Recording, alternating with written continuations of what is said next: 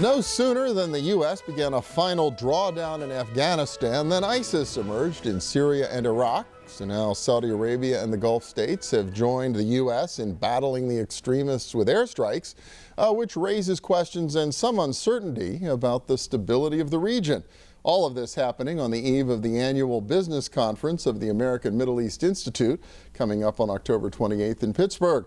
Despite the latest turmoil, is there money to be made in the Middle East? Well, Michael Lorna is Vice President for Global Service at Elliott Group in Jeannette, Westmoreland County.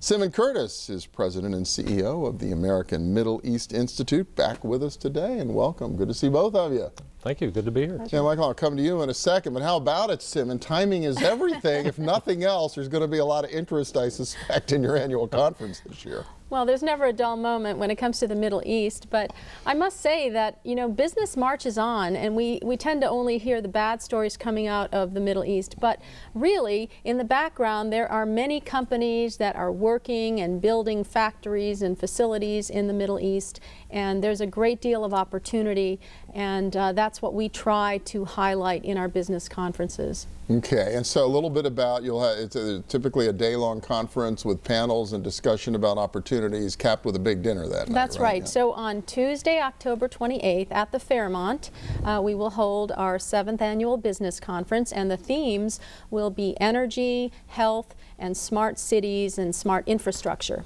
So we will feature some companies in the region that are doing some interesting things in those areas, and some folks coming from the Middle East for an exchange of ideas. Well, Elliott, century-old company, based right here in Jeannette, big position in the Middle East, right? Yeah, Elliott, we make large compressors and turbines, and they're the equipment that's at the heart of the process in many of these petrochemical plants. So our business is really an export business. So most of the things we do get exported outside the U.S., and a large number of that ends up in the Middle East. Okay. So, and then you're the servicing guy to keep all this equipment running, right? Or your team, I guess, around the world. So you must be in and out of the Middle East all the time. I am. I'm probably in the Middle East 7, 8, 9, 10 times a year minimum. I'll be in Kuwait next month for a large project that we're kicking off with the Kuwaiti petroleum company. So it's a great place to be. The people are fantastic. They're very gracious hosts, and we love being there. So, okay, yeah, so you're the Pittsburgher, you're a guy on the street out there right now. I'm sure a lot of business people are wondering, we hear so much about the turmoil and the danger and everything else that's going on in at least some parts of that area right now. What's it actually like day to day when you're over there running a company, trying to do business? Day to day is just like being here. Yeah. You go to work, you go to your office building or your factory, it's no different than being here. Of course, there's troubles in the region, no one could deny that, but the majority of the areas are fine. Business is good. The people are excited to have you come there and sell them technology and show them how to use it.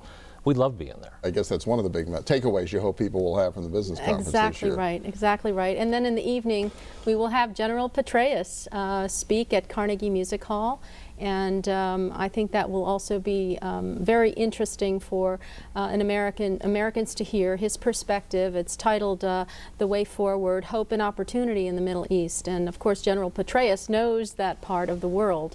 And sure, well, an appropriate title right now. Everybody's wondering about the way forward. The way forward. And yeah, hopefully there can be opportunity. So if people want to sign up, I assume you probably have some seats at the business conference as well as the event in the evening. Absolutely. They should go to our website, AmericanMEI.org, or call 71-tickets. AmericanMEI.org. AmericanMEI.org. Okay. Middle East Institute. I'm glad we repeated that. Simon Curtis from the American Middle East Institute, Michael Lorna from Elliott in Jeannette. Thank you so much. Appreciate it. Thank you. Thank you. Yeah. When we return, tips for same-sex couples on how to retire securely. And frankly, we'll be offering up some good advice for heterosexuals too. So stay with us.